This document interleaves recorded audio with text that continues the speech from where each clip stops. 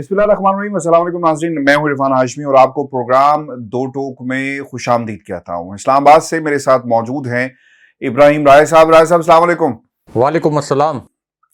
अच्छा राय साहब, 3 खबरें हैं हमारे पास जिस पर हम तफसील से बात करेंगे। पहली खबर, 111 ब्रिगेड के आला अफसर को बरतरफ क्यों किया गया, ये एक्सक्लूसिव स्टोरी अपने सुनने वालों के साथ हम शेयर करेंगे। और फिर आलमी मीडिया राय साहब इमरान खान साहब के घर पहुंच गया है, वहां पर क्या हुआ ये भी बताएंगे आज की इस नशिस्त के अंदर। और फिर इमरान खान पर शिकस्त खुर्दा कमांडर ने जिसने हमला किया था, इसका अंजाम क्या हुआ और फिर इसे मक्खन से बाल की तरह निकाल कर क्यों फेंका गया ये भी बताएंगे। और राय साहब 3 सरप्राइजेस खान साहब ने अपने खिताब में, अपने इंटरव्यू में दिए हैं। और आने वाला एक हफ्ता जो है पाकिस्तान की सियासत के लिए बहुत ही अहमियत का हामिल होगा। बड़े बड़े फैसले किए जा रहे हैं, पॉलिटिकल इंजीनियरिंग अपने जोरों पर है, नई पार्टीज जो हैं वो बनाई जा रही हैं, जोड़ तोड़ का सिलसिला जारी है। और खान साहब ने इस तनाजुर में कुछ इंकशाफात भी किए। लेकिन राय साहब, ये इंकशाफात क्या हैं, सरप्राइजेस क्या हैं, इस पर जाने से पहले तो राय साहब बहुत ज़बरदस्त स्टोरी आपकी। एक इस्लामाबाद के अंदर बड़ा इसका एक बज़ है, लोग इसके हवाले से बात भी कर रहे हैं, जो कल हमने दो टोक के इसी प्लेटफॉर्म पर ब्रेक की थी। और किस तरह साबिक डीजी आईएसआई को जीएचक्यू तलब किया गया और फिर उसके ऊपर जो है उनकी सरजनिश भी की गई। हमारा काम है राय साहब खबर देना, अगर किसी को पसंद आती है या नहीं आती है, किसी के मतलब के कबीले की ये स्टोरी नहीं है, तो मेरा ख्याल है कि हमें इससे बालातर होकर खबर देते रहना चाहिए।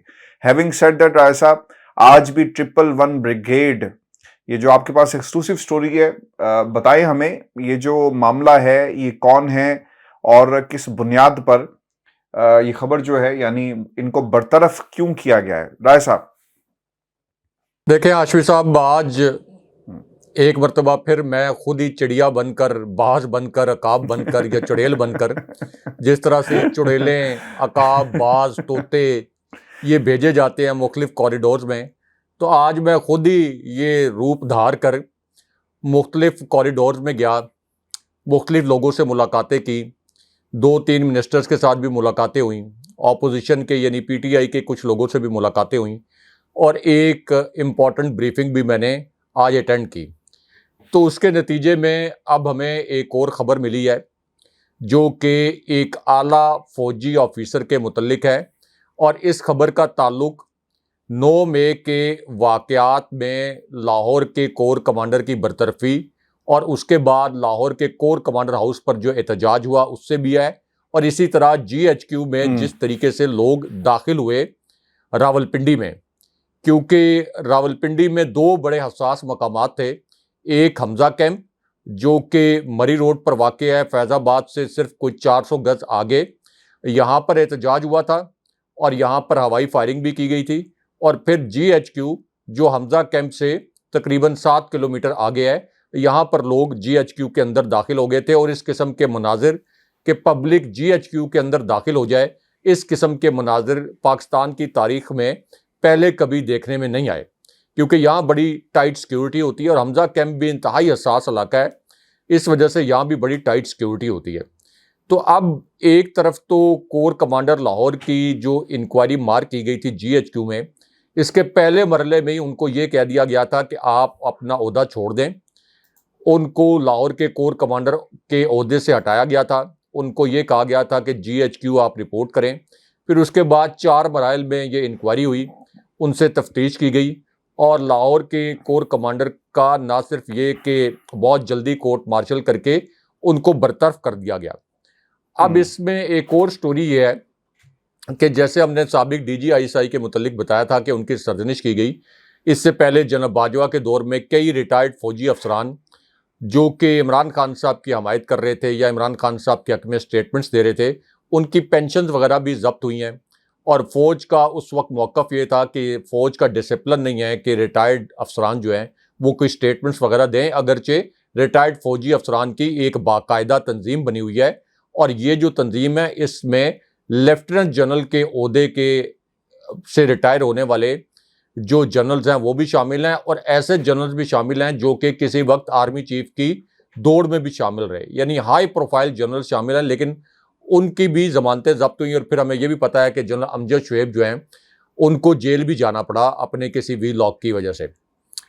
تو اب اس پوری سچویشن میں ایک اور خبر یہ ہے کہ 111 بریگیڈ جو کہ اسلام آباد میں ریڈ زون کی حفاظت پر مامور ہوتا ہے، اور ریڈ زون کی جو حساس عمارتیں ہیں جیسے سپریم کورٹ، دفتر خارجہ، پارلیمنٹ، پرائم منسٹر ہاؤس، ایوان صدر، اسی طرح ریڈ زون میں آپ کے غیر ملکی سفارت خانے قائم ہیں، تو آرٹیکل 245 کے تحت کسی بھی حکومت کے پاس یہ اختیار ہوتا ہے کہ اگر اسے یہ لگے کہ ریڈ زون میں ان عمارتوں کو کوئی خطرہ ہے تو آرٹیکل 245 کے تحت فوج کو طلب کیا جاتا ہے، 111 بریگیڈ جو ہے وہ پھر موو ہوتا ہے۔ ایک 111 بریگیڈ کا دستہ جو ہے وہ ہر وقت پرائم منسٹر ہاؤس، ایوان صدر اور ریڈ زون کی حفاظت کے لیے آلریڈی وہاں پر موجود ہوتا ہے۔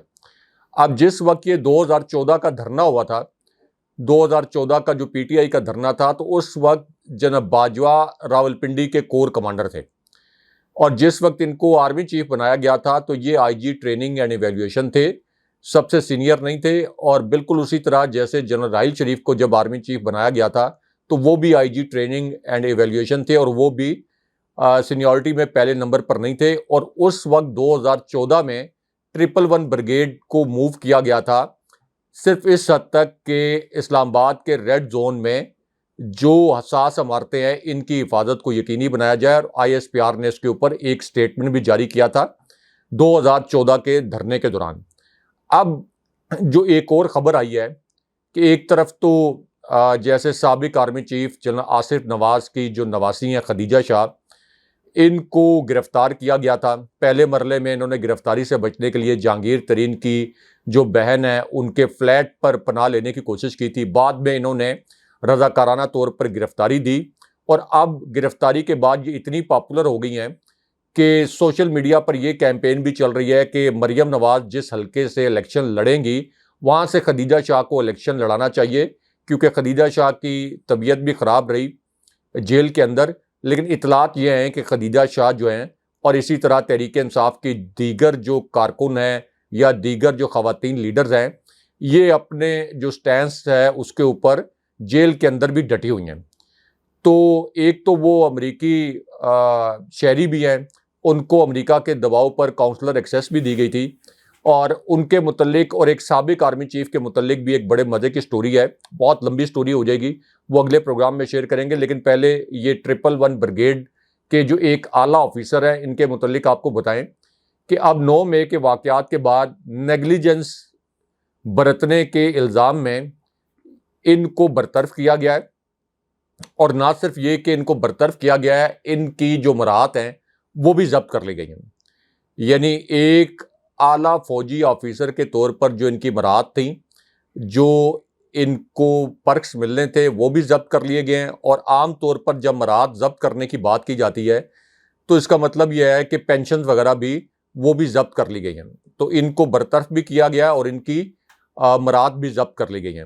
اچھا، اب یہ جو پوری ایکسرسائز ہوئی ہے، یعنی جیسے لاہور کے کور کمانڈر کو برطرف کیا گیا کورٹ مارشل کر کے، اسی طرح بریگیڈیئر رینکس کے کچھ لوگوں کو، کچھ آفیسرز کو برطرف کیا گیا، یہ 111 بریگیڈ کے آفیسر کو برطرف کیا گیا۔ ایک جی او سی کے متعلق بھی بڑی انٹرسٹنگ سٹوری میرے پاس ہے، یہ بھی اپنے اگلے پروگرام میں شیئر کریں گے، لیکن اس سے ظاہر یہ ہوتا ہے کہ یہ احساس موجود ہے ملٹری لیڈرشپ کے اندر کہ جس قسم کی سیکیورٹی ملٹری انسٹالیشنز کے اوپر ہونی چاہیے تھی اس قسم کی سیکیورٹی نہیں تھی، لوگوں کی تعداد اتنی زیادہ نہیں تھی، نہ ہی لوگوں کا یہ انٹینٹ تھا، نہ ہی لوگ اتنے مشتعل تھے کہ وہ اتنی آسانی سے کور کمانڈر ہاؤس میں یا جی ایچ کیو میں چلے جاتے۔ اس وجہ سے عمران خان صاحب یہ کہتے ہیں کہ مبینہ طور پر آئی بی یا کچھ اور ایجنسیوں کے لوگ تھے جو وہاں پر مظاہرین کو اکسا رہے تھے، اور یہ ایک طرح سے آپ یہ کہہ لیں کہ لیٹ اٹ ہیپن، کہ اس کو ہونے دیا جائے۔ عمران خان صاحب کہتے ہیں کہ یہ فالس فلیگ آپریشن تھا، اور سیکیورٹی کا نہ ہونا، خاص طور پر پنجاب پولیس کا لاہور کے کور کمانڈر ہاؤس کے راستے میں جب یہ جلوس وہاں جا رہا تھا تو وہاں ان کو نہ روکنا، یہ بہت سے سوالات کو جنم دیتا ہے۔ اس طرح عمران خان صاحب کے موقف کی تائید ہوتی ہے یہ جن آفیسرز کے خلاف کارروائی کی گئی ہے کہ وہاں پر سیکیورٹی کیوں موجود نہیں تھی، نمبر 1۔ نمبر 2، اس میں اہم ترین بات یہ ہے کہ عمران خان صاحب یہ نہیں کہہ رہے کہ آپ بلیک اینڈ وائٹ میں میری بات مان لیں. عمران خان صاحب یہ کہہ رہے ہیں کہ ایک انڈیپینڈنٹ انکوائری کروائیں, آزادانہ انکوائری کروائیں, اور یہ انکوائری ایسی نہیں ہے کہ پی ٹی آئی خود یہ انکوائری کرے. یہ انکوائری کروائیں آپ سپریم کورٹ کے حاضر سروس جج صاحبان سے. شہباز شریف ایک لیٹر لکھیں چیف جسٹس کو, ایک آزاد پینل بنایا جائے ججز کا, یعنی ایک کمیشن بنایا جائے, اور وہ ان واقعات کی تحقیقات کرے. جو لوگ جلاؤ گھیراؤ میں ملوث ہیں ان کے خلاف سخت ترین کارروائی کی جائے. اگر اس جلاؤ گھیراؤ کے ماسٹر مائنڈ تحریک انصاف کے رہنما ثابت ہوتے ہیں ان کے خلاف بھی کارروائی کی جائے. اگر میں بھی اس کا ماسٹر مائنڈ ثابت ہوتا ہوں تو تب میرے خلاف بھی کارروائی کی جائے. لیکن یہ جو یک طرفہ انکوائری کے بعد الزام لگایا گیا کہ یہ پوری پلاننگ کو عمران خان صاحب نے کی تھی یا تحریک انصاف نے کی تھی, یہ اس کو عوامی سطح پر قبولیت حاصل نہیں ہے. کیونکہ عمران خان صاحب کہتے ہیں کہ یہ تو یک طرفہ انکوائری ہوئی ہے, ہمارا کوئی موقف بھی نہیں سنا گیا. ہمارا تو موقف تو کوئی سنا جاتا, کسی جگہ پہ بلا کے ہمارا موقف سنا جاتا. اب جا کے عمران خان صاحب کو جے آئی ٹی میں بلایا گیا اور اس میں عمران خان صاحب نے سپریم کورٹ میں اپنی پیشی کا حوالہ دیا کہ مجھے تو سپریم کورٹ میں جا کے پتا چلا, چیف جسٹس نے بتایا کہ کیا آپ کو پتا ہے کہ کور کمانڈر ہاؤس پر کیا ہوا ہے. تو عمران خان صاحب نے تو وہاں پر بڑا لا علمی کا اظہار کیا, اور جیسے ہی ان کو پتا چلا انہوں نے اس کی مذمت بھی کی. اور سب سے بڑی بات یہ ہے کہ اس پر نیب گواہی دے سکتا ہے کہ جب عمران خان صاحب نیب کی تحویل میں تھے تو وہ کس طرح سے کسی کو ڈائریکٹو دے سکتے تھے کہ آپ کور کمانڈر ہاؤس لاہور چلے جائیں یا جی ایچ کیو چلے جائیں. تو اس لیے اس کے اوپر ایک آزادانہ انکوائری کی ضرورت ہے. عمران خان صاحب کہتے ہیں کہ اس کی آڑ میں اصل میں تحریک انصاف کو کالعدم کرنے کی کوشش کی جا رہی ہے اور عمران خان صاحب کو نااہل کروانے کی کوشش کی جا رہی ہے. راج صاحب, عالمی میڈیا یہ پہلی دفعہ نہیں ہے عمران خان کے پاس چل کر خود گیا ہو. یہ متعدد دفعہ ہوا, ہزاروں بار ہوا, اور یہ اسی طرح ہوتا رہے گا. آپ نے راج صاحب اس سے پہلے کہ میں اس سٹوری پہ آؤں کہ یہ جو انٹرویو دیا ہے سی بی سی کو, کینیڈین براڈ کاسٹ کمپنی کی جو چینل ہے, اس کو آپ نے نوٹ کیا ہوگا کہ سب سے زیادہ انٹرویوز خان صاحب کے ہی ہوتے ہیں. ہمارے فارن منسٹر کے نہیں ہوتے, ہمارے پرائم منسٹر کے نہیں ہوتے, ہمارے پرائم منسٹر کے بچوں کے نہیں ہوتے, ہمارے ex prime minister Nawaz Sharif جو پچھلے 4 برسوں سے برطانیہ میں بیٹھے ہیں ان کے نہیں ہوتے. ان کے ہوتے نہیں ہیں یا ان سے ہو نہیں پاتے, یہ بھی ایک سوال ہے. اب یہ جو زمان پاک میں یہ جو انٹرویو رائے صاحب یہ جو ہوا ہے, جو خان صاحب وہاں پہ اوبویسلی موجود ہیں اور انٹرنیشنل میڈیا جو پہنچا ہے, انہوں نے کیا کہا ہے؟ کچھ نکات, کچھ سرپرائزز پاکستان کی میڈیا پر آج بھی سے نہیں چلایا گیا. انہوں نے کہا نہیں چلاتے نہ چلاؤ. انٹرنیشنل میڈیا جو ہے ایک طرح سے خان صاحب کے موقف کو دنیا کے سامنے رکھنے کے لیے پہنچا ہے, کیونکہ رائے صاحب سی بی سی کی جو ویورشپ ہے وہ انٹرنیشنل آڈینس ہے. پاکستان میں جس طرح آواز بند کی گئی ہے ٹھیک ہے, لیکن انٹرنیشنلی لوگ جاننا چاہتے ہیں کہ خان صاحب کیا کہہ رہے ہیں. خان صاحب نے کیا کہا؟ وہ یہ کہتے ہیں کہ پہلے یہ کہ انہیں کب جیل میں ڈالا جائے گا اور جیل میں ڈالنے اور نااہل کرنے کی اصل وجہ کیا ہے. دوسرا, انہوں نے کینیڈین حکومت اور وہاں کی سیاسی لیڈرشپ کو بھی ایک پیغام دیا ہے. خان صاحب یہ کہتے ہیں کہ میرے خلاف 180 سے زائد کیسز بنائے گئے صرف مجھے گرفتار کرنے کے لیے, لیکن نہیں گرفتار کر سکے کیونکہ سارے کیسز بوگس ہیں. 12 اگست کو حکومت کی مدت ختم ہو رہی ہے, اس سے پہلے انہوں نے مجھے گرفتار کرنے کا منصوبہ بنایا ہے. انہوں نے بھی اب ملٹری کورٹس بھی بنا لی ہیں, مزید بھی کیسز کر رہے ہیں, تو آنے والے دنوں میں انہیں بھی جیل میں ڈال دیا جائے گا. ماضی میں بے نظیر اور نواز شریف ملک چھوڑ کر چلے گئے, لیکن میں نے ملک نہیں چھوڑا کیونکہ یہ سارے کیسز جھوٹے ہیں میرے خلاف. انہوں نے مجھے کسی نہ کسی طرح الیکشن سے روکنے کے لیے نااہل کرنا ہے, اس لیے اس سارے کا سارا ڈرامہ جو ہے وہ کیا جا رہا ہے. مغرب میں انسانی حقوق کا خیال رکھا جاتا ہے, لیکن ہمارے ہاں ان سب کی خلاف ورزی ہو رہی ہے. میرے خلاف اتنے کیسز ہیں, 25 لوگوں کو انہوں نے مار دیا لیکن کوئی انکوائری نہیں ہوئی, میرے لوگ جیلوں میں ہیں. اب اسٹیبلشمنٹ ساری کوشش کر رہی ہے کہ پاکستان میں شفاف الیکشن جو ہیں وہ نہ کروائے جائیں. میری کینیڈا کی سیاسی لیڈرشپ سے گزارش ہے کہ وہ پاکستان میں ہونے والی زیادتیوں کے خلاف بات کریں اور جمہوریت کی بات کریں. رائے صاحب, خان صاحب نے جہاں پر عالمی میڈیا سے گفتگو کی ہے وہاں پر ایک گفتگو ان کی لاہور ہائی کورٹ میں بھی ہوئی, اور وہ یہ کہتے ہیں کہ پورا پلان ترتیب دیا جا چکا ہے. اگر انہیں گرفتار کیا گیا تو جیل میں جس طرح ڈالنے کی تیاریاں ہو رہی ہیں, تو پارٹی کا ایک پلان ہے, ٹکٹیں کون تقسیم کرے گا, پارٹی کو لیڈ کون کرے گا, اور آئندہ کا کیا شیڈیول ہوگا. اس حوالے سے خان صاحب نے بڑی تفصیل کے ساتھ جو ہے وہ بتایا, اور پھر آئی ایم ایف کا ذکر بھی کیا.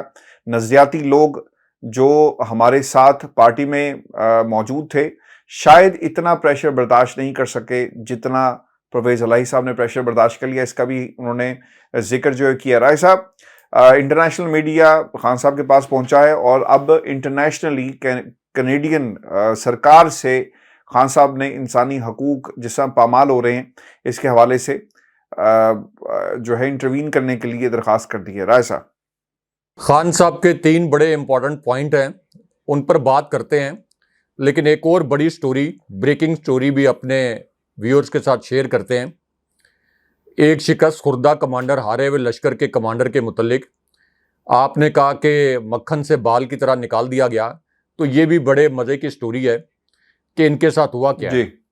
یہ جو شکست خوردہ کمانڈر ہیں یہ اسلام آباد میں, کبھی کبھار کراچی میں اور کبھی کبھار لاہور میں رینٹ آ کراؤڈ کا کام بھی کرتے ہیں. اور یہ آپ یہ کہہ لیں کہ رینٹ لیتے ہیں, کرایہ لیتے ہیں اور اس کے بدلے میں اپنا کراؤڈ فراہم کرتے ہیں. اپنا ایک خاص قسم کا جو ان کا ووٹر ہے, بہت ہی خاص قسم کا, مخصوص قسم کا, محدود قسم کا وہ ووٹر فراہم کرتے ہیں یہ نواز شریف, شہباز شریف کو, اور اسی طرح آصف زرداری کو پروٹیسٹ کے لیے. یہ بڑا محدود سا ان کا ایک کلاؤٹ ہے. اب یہ جو پوری آپ کی پی ڈی ایم کی تحریک چلی تھی اس کے اندر بھی آپ نے دیکھا کہ یہ انصار الاسلام کے جتھے جس طریقے سے لائے گئے تھے تو وہ بھی رینٹ آ کراؤڈ کے طور پر ہی لائے گئے تھے تاکہ ریاست کو بلیک میل کیا جا سکے, فوج کو بلیک میل کیا جا سکے. اب یہی شکست خوردہ کمانڈر, جن کا نام آپ نے شکست خوردہ کمانڈر رکھ دیا, اب جن کی پارلیمنٹ کے اندر ایک سیٹ بھی نہیں ہے, ان کی آپ کو پتہ ہے اسی لیے رکھا ہے کہ پارلیمنٹ کی سیٹ بھی نہیں جیت سکے. اور آپ ان کی ذرا حسرتیں دیکھیں, خواہشیں دیکھیں, خواب دیکھیں.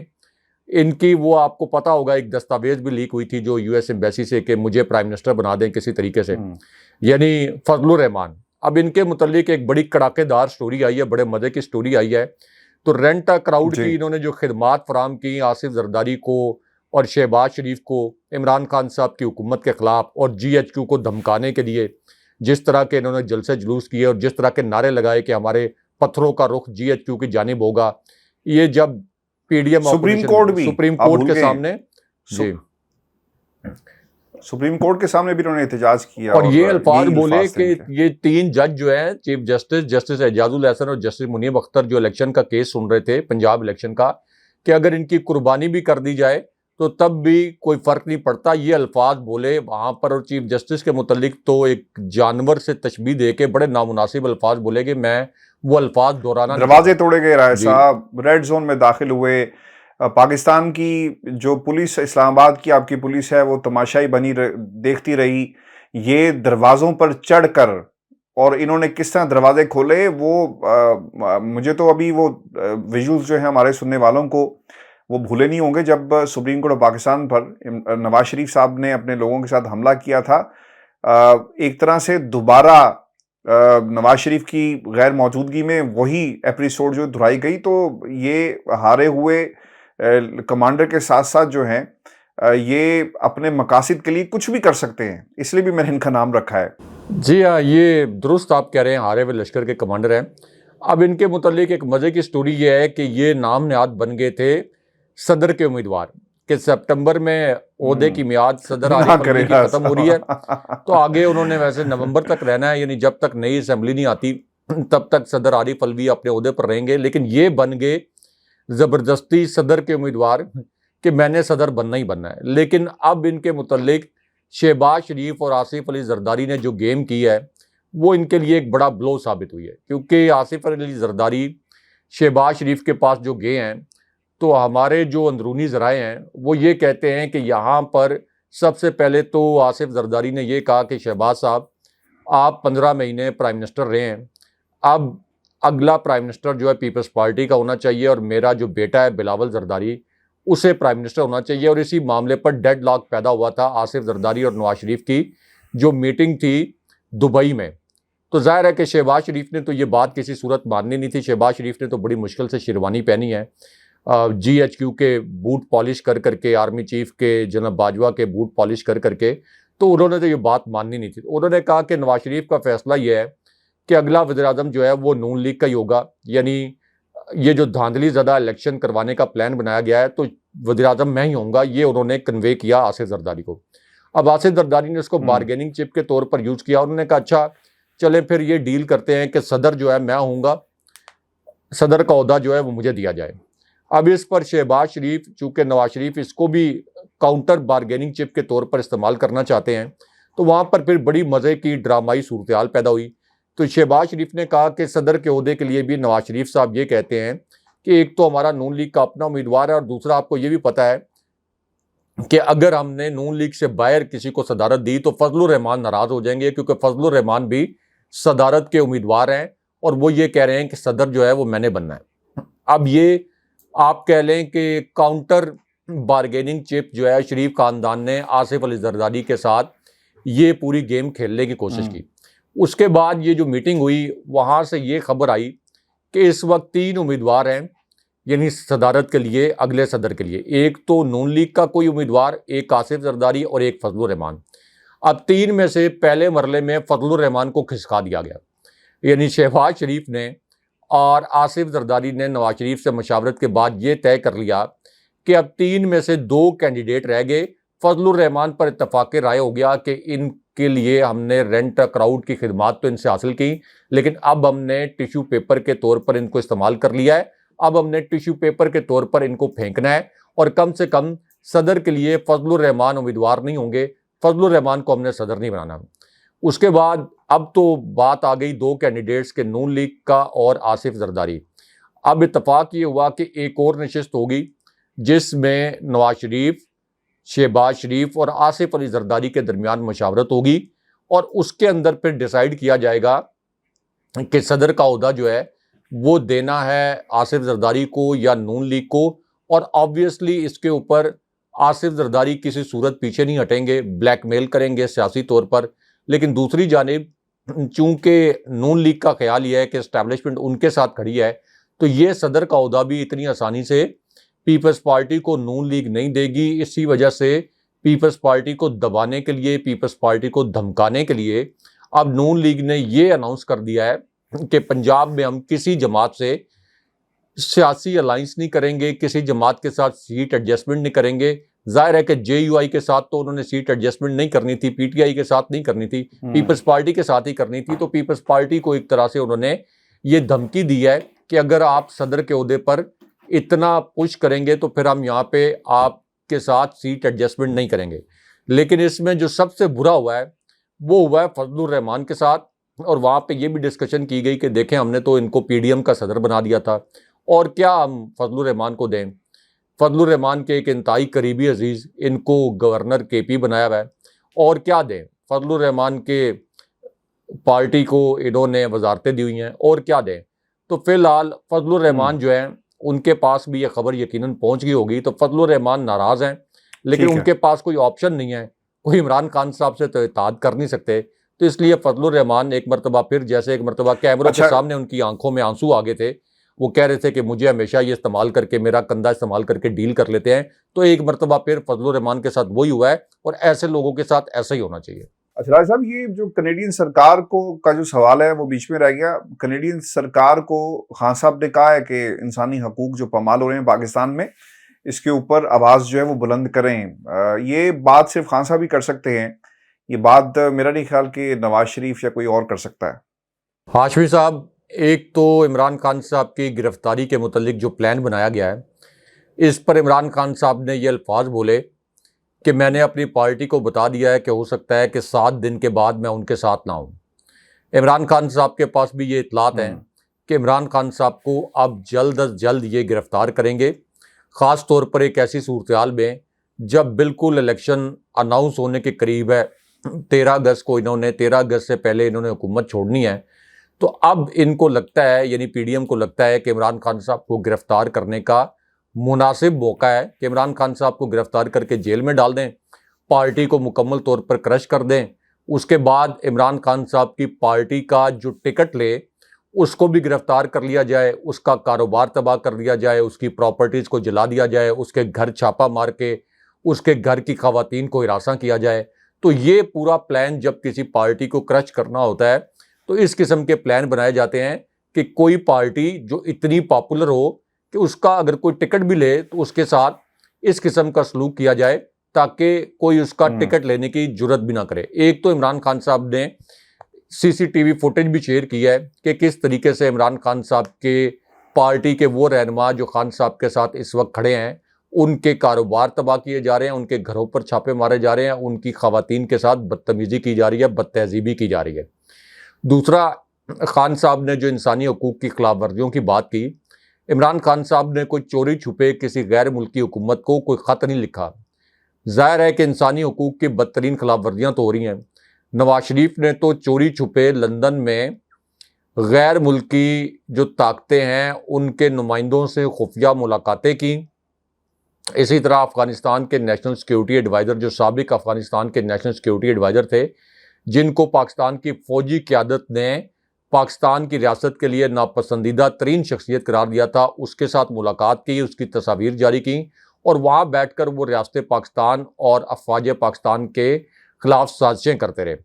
تو انسانی حقوق کی جو خلاف ورزیاں ہوتی ہیں ہاشمی صاحب, اس پر تو آج خود بھی انٹرنیشنل لیول پر آوازیں اٹھتی ہیں, یو این کے لیول پر بھی آوازیں اٹھتی ہیں, یورپین پارلیمنٹ میں بھی اٹھتی ہیں, یو کے کی پارلیمنٹ میں بھی اٹھتی ہیں. اسی طرح جو انسانی حقوق کی تنظیمیں ہیں وہاں بھی یہ آوازیں اٹھتی ہیں. اب یہاں پر ایشو یہ ہے کہ اگر کسی کے خلاف کوئی مقدمات ہیں تو وہ مقدمات میرٹ پر چلائے جائیں. انسانی حقوق کی خلاف ورزی کس طریقے سے ثابت ہوتی ہے کہ اسلام آباد ہائی کورٹ, جو کہ ایک بہت بڑی عدالت ہے, سپریم کورٹ کے بعد سب سے مؤثر, سب سے بڑی, سب سے فعال عدالت سمجھی جاتی ہے.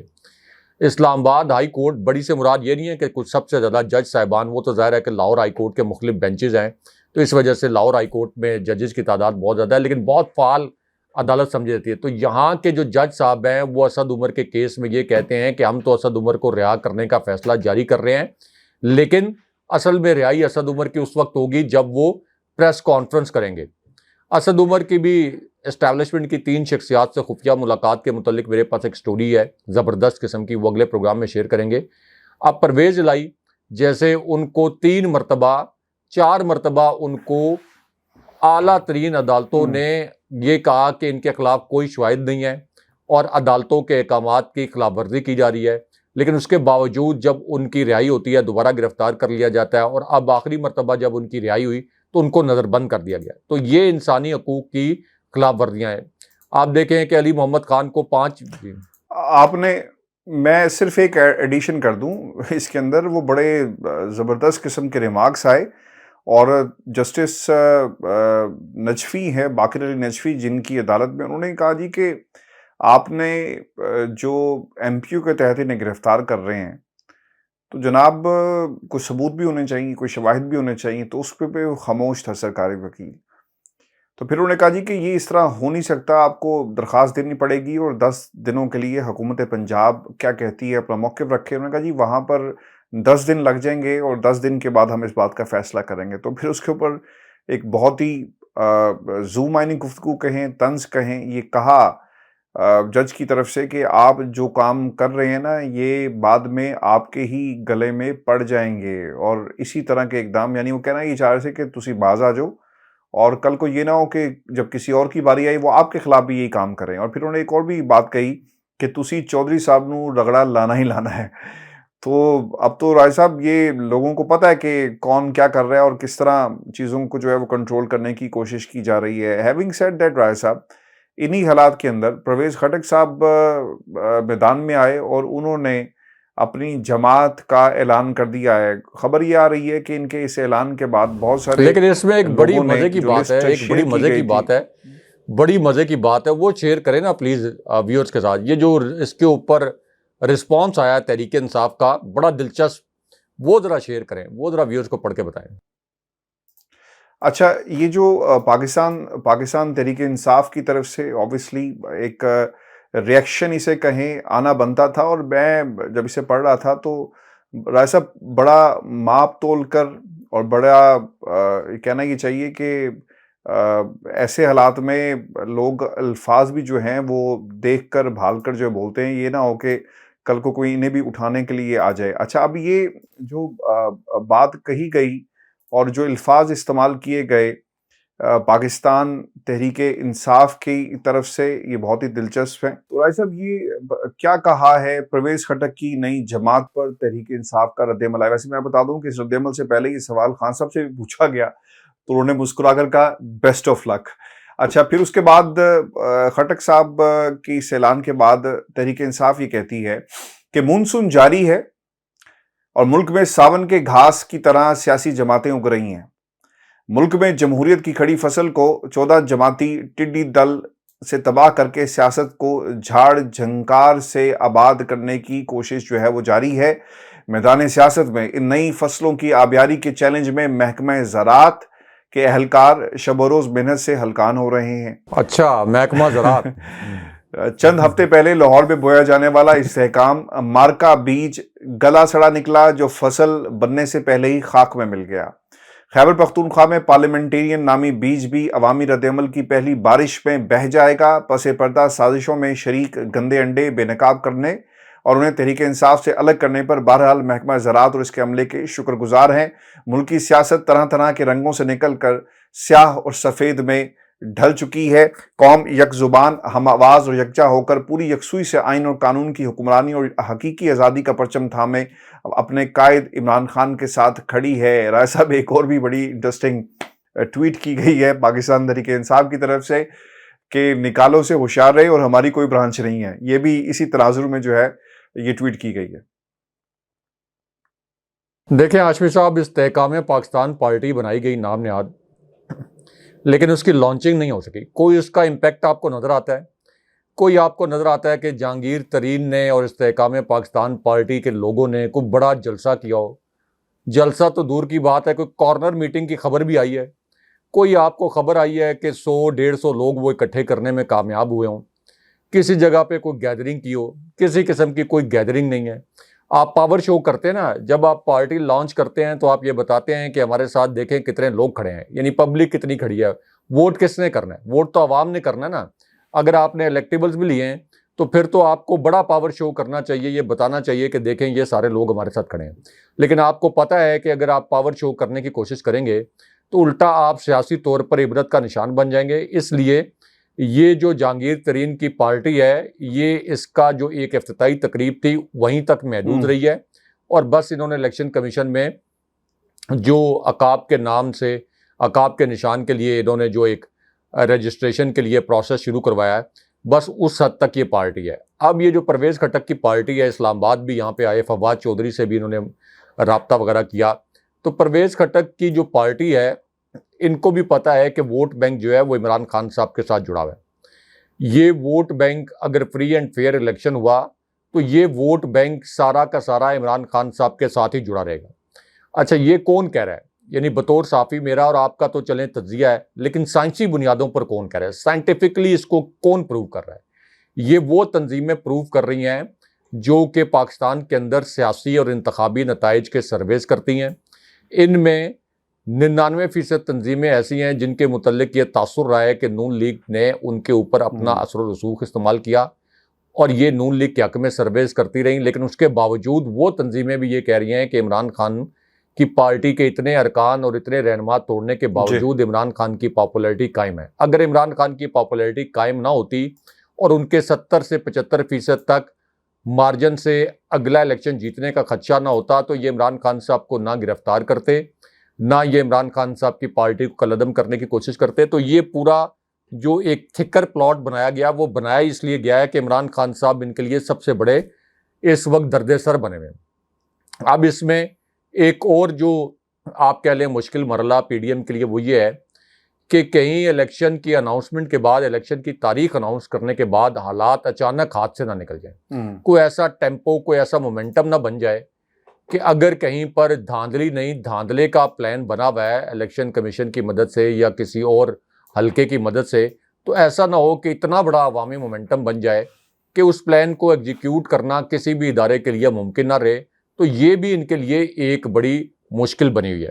تو اس وجہ سے یہ پارٹیز کھمبیوں کی طرح یہ لانچ ہوتی رہیں گی، لیکن اصل میں عمران خان صاحب کو فری اینڈ فیئر الیکشن میں ہرانا ناممکن ہے، اور تمام سرویز جیسے ہمارے تھمبنیل میں بھی لوگ دیکھ رہے ہیں وہ یہی بتا رہے ہیں کہ عمران خان صاحب بھی اگلا الیکشن جیتیں گے۔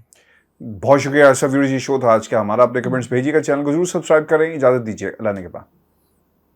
اللہ نے کے پاس.